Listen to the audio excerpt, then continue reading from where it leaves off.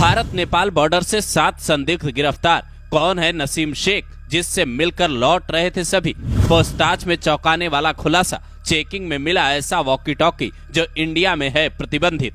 भारत नेपाल सीमा पर एसएसबी की टीम जब गहन चेकिंग चला रही थी, महाराष्ट्र नंबर की एक कार उन्हें नेपाल से आती दिखती है, जिसमें बैठे लोग शुरुआत में खुद को सामान्य व्यक्ति बताते हैं और कहते हैं काम से नेपाल गया था, अब लौट रहा हूं, हिंदुस्तान का ही रहने वाला हूं। लेकिन जब उनकी गाड़ी की तलाशी ली जाती है तो एसएसबी जवानों के भी होश उड़ जाते हैं। गाड़ी से 5 वॉकी टॉकी बरामद होती है, जिसका इस्तेमाल अक्सर सुरक्षा गार्ड करते हैं। चौंकाने वाली बात यह थी कि ये वॉकी टॉकी वो वाली नहीं थी जिसका प्राइवेट इस्तेमाल होता है, बल्कि ये वॉकी टॉकी इंडिया में प्रतिबंधित है और इसका इनके पास कोई कागजात भी नहीं था।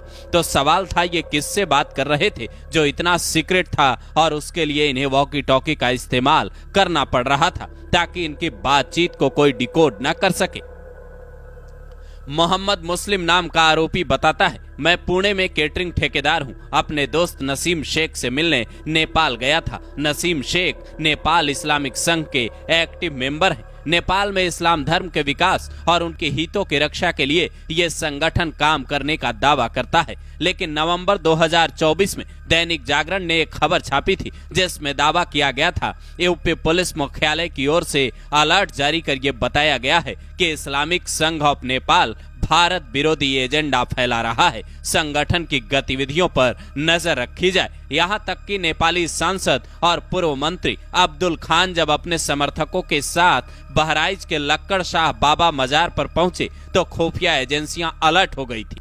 ऐसे में इन 7 संदिग्धों को लेकर जांच तेज हो गई है। एसएसबी ने यूपी की बहराइच पुलिस को इन्हें सौंपा है, जिसे लेकर सीओ नानापार प्रद्युमन सिंह ने बताया, एसएसबी के सहायक उप निरीक्षक सामान्य योगेश कुमार के तहरीर पर मुकदमा दर्ज कर सभी को जेल भेज दिया गया है। आरोपियों के नाम है बिलाल अब्दुल रहमान शेख, मुनीर यूसुफ शेख, मोहम्मद मुस्लिम, तेमेश्वर भुंदवे जो कि महाराष्ट्र के हैं, जबकि अचलेश कुमार बिजनौर, मोह बजदारान, शंकर पांडे कुशीनगर और छांगुर पुत्र अहमद कलहन रसूलपुर दरहत सराय जगना का रहने वाला है। इसी साल अप्रैल महीने में एसएसबी ने एक बांग्लादेशी को भी गिरफ्तार किया था जो जबरन भारत में घुसने की कोशिश कर रहा था। महाराजगंज पुलिस की पूछताछ में उसने कई जानकारियां दी थी। उससे पहले बीते साल मार्च महीने में ककहरवा बॉर्डर से 2 चीनी नागरिकों को भी एसएसबी के जवानों ने पकड़ा था जो अवैध रूप से भारत की सीमा में घुसने की कोशिश कर रहे थे, पर बॉर्डर पर मुस्तैद जवानों ने उनकी मंशा फेल कर दी। अब इन 7 संदिग्धों की कहानी क्या है?